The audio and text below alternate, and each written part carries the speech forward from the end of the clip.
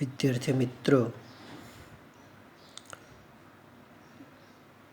આપણે ધોરણ 9માં સામાજિક વિજ્ઞાન એટલે કે સમાજ વિદ્યા વિષયનો અભ્યાસ કરવાનો છે.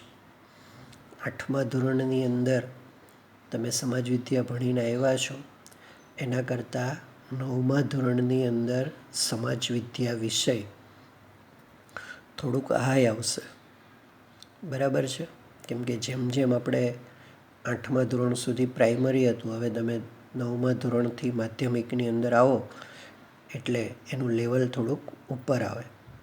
સમાજ વિદ્યા વિષય આપણે બધા જાણીએ છીએ વાંચવાનો વિષય છે, એટલે જે લોકો વાંચે ધ્યાન આપે એના માટે સહેલો છે. બરાબર છે? હવે 9મા ધોરણની અંદર મોટા ભાગે તમે જો સમાજ વિદ્યા તો 8મા જેવું જ આવે છે. 8માની અંદર જે ટૂંકું હતું, ટૂંકી માહિતી આપતા હતા, એની 9મા ધોરણની અંદર થોડીક વિસ્તૃત માહિતીના આધારે છે. બરાબર છે? એટલે 8મું પ્રાઇમરી હતું એમ 9મું પ્રાઇમરી જેમ આપણે ચલાવીએ તો ન ચાલે. થોડી ઘણી મહેનત કરવી પડે તો આપણું રિઝલ્ટ ટકી રહે.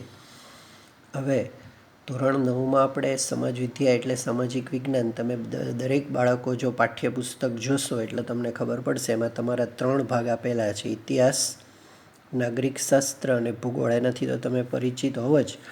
1 થી 7 જે પાઠ છે, 1 થી 7 પાઠ ઇતિહાસના છે, 8 થી 12 પાઠ નાગરિક શાસ્ત્રના, અને ભૂગોળની અંદર 13 થી 20 પાઠ છે. એટલે કુલ આપણે 20 ચેપ્ટરનો 9મા ધોરણમાં અભ્યાસ કરવાનો છે. ઓકે, પહેલું ચેપ્ટર તમે જુઓ તો ભારતમાં બ્રિટિશ સત્તાનું ઉદય, એટલે અંગ્રેજો આપણા ભારતમાં આવ્યા ને આપણે એને પાયમાલ કર્યા ને એ બધું. બીજું ચેપ્ટર વિશ્વયુદ્ધને લગતું છે અને રશિયામાં ક્રાંતિ થઈ. ત્રીજું ચેપ્ટર છે બીજું વિશ્વયુદ્ધનું, એટલે વિશ્વનું નૂતન વિશ્વ એટલે નવા વિશ્વ તરફ પ્રયાણ. ચોથું ચેપ્ટર ભારતમાં જે બધી રાષ્ટ્રીય ચળવળો થઈ, બરાબર છે, બહિષ્કાર આંદોલનને, સ્વદેશીને, આ બધું છે. 5મું ચેપ્ટર તમે જો આપણે આઝાદી તરફ પ્રયાણ કર્યું એટલે દાંડીકૂચ, રોલેટ એક્ટ, બરાબર છે, એ બધા વિશેની વાત આવે છે. 6થા ચેપ્ટરની આપણે વાત કરીએ તો 1945 પછીનું વિશ્વ, એટલે યુદ્ધ પૂરું થઈ ગયું, બીજા વિશ્વયુદ્ધ પછી શી પરિસ્થિતિ ઊભી થઈ. અને 7મું ચેપ્ટર સ્વતંત્રોત્તર ભારત, એટલે સ્વતંત્રતા પછી આપણા ભારતમાં હરિયાળી ક્રાંતિ થઈને એ બધું થયું એનું લગતું. એટલે એવી રીતે 1 થી 7 ચેપ્ટર ઇતિહાસ.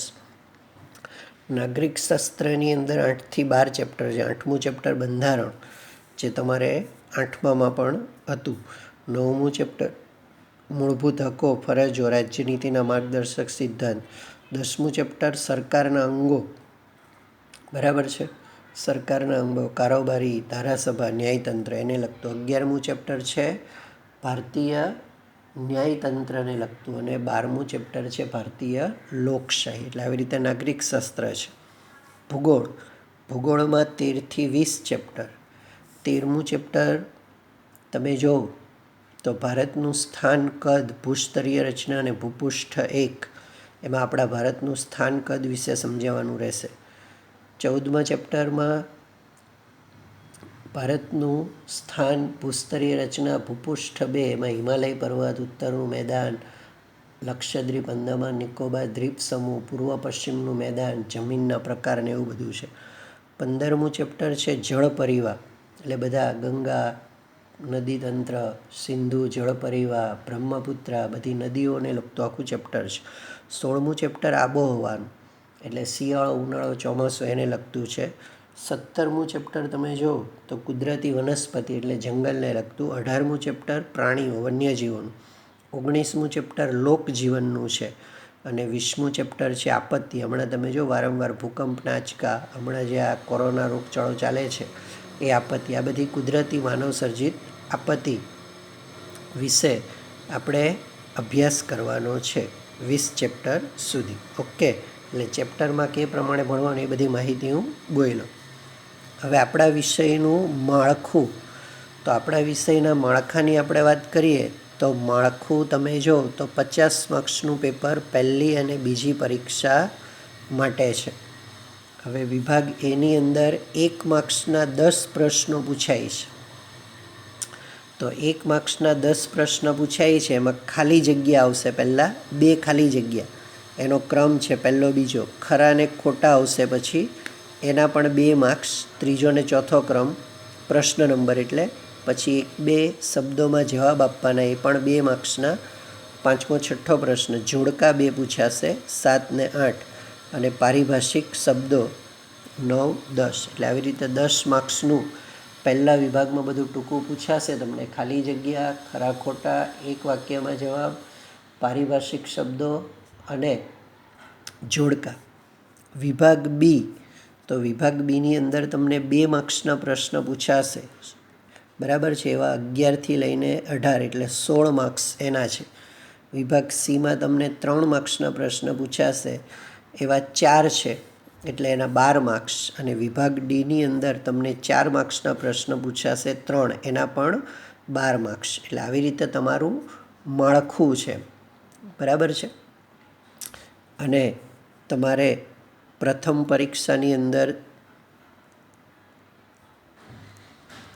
પ્રથમ પરીક્ષામાં તમે જો તો ઇતિહાસમાં 1 થી 4 ચેપ્ટર હોય છે.